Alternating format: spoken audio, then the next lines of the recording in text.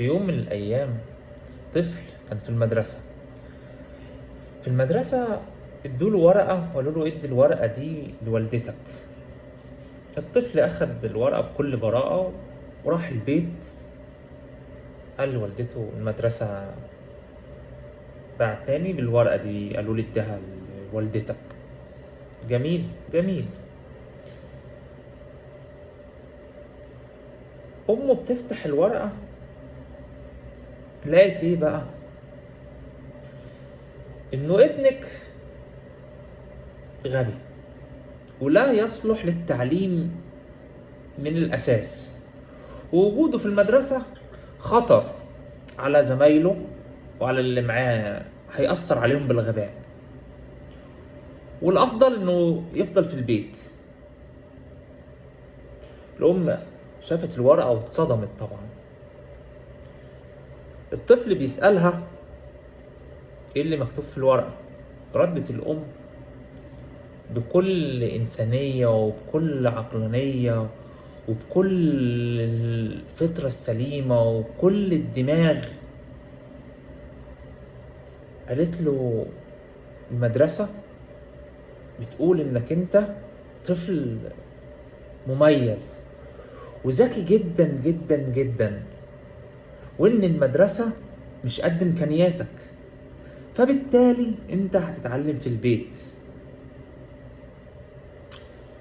تعدي الأيام وتفضل الأم داعم وسبورت للطفل. يكبر الطفل ويبقى واحد من أهم العلماء في العالم، توماس إديسون، اللي اخترع النور ده، اللي اخترع المصباح. طيب تخيل لو أمه والدته قالت له المدرسة بتقول إنك فاشل وإنك أنت مش هتنفع، واقعد بقى كده إيه، شوف أي حاجة أعملها في البيت ولا أي حاجة بقى، ملكش تعليم يعني من الآخر. هل كان هيبقى هو نفس الشخص؟ تفتكر كان هيبقى نفس الشخص؟ ما توقعش، ولا أنت أكيد تتوقع.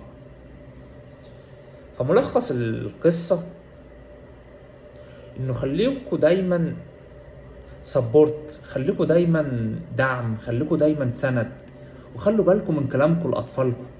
خلوا بالكم الكلمة بتفرق وممكن تغير إنسان من أقصى اليمين لأقصى اليسار أو لأقصى الشمال. فركزوا في النقطة دي وحاولوا تطلعوا من القصة دي بحاجة تفيدنا ونعرف نوظفها فيما بعد في حياتنا وتفرق في تربيتنا لأولادنا. السلام عليكم.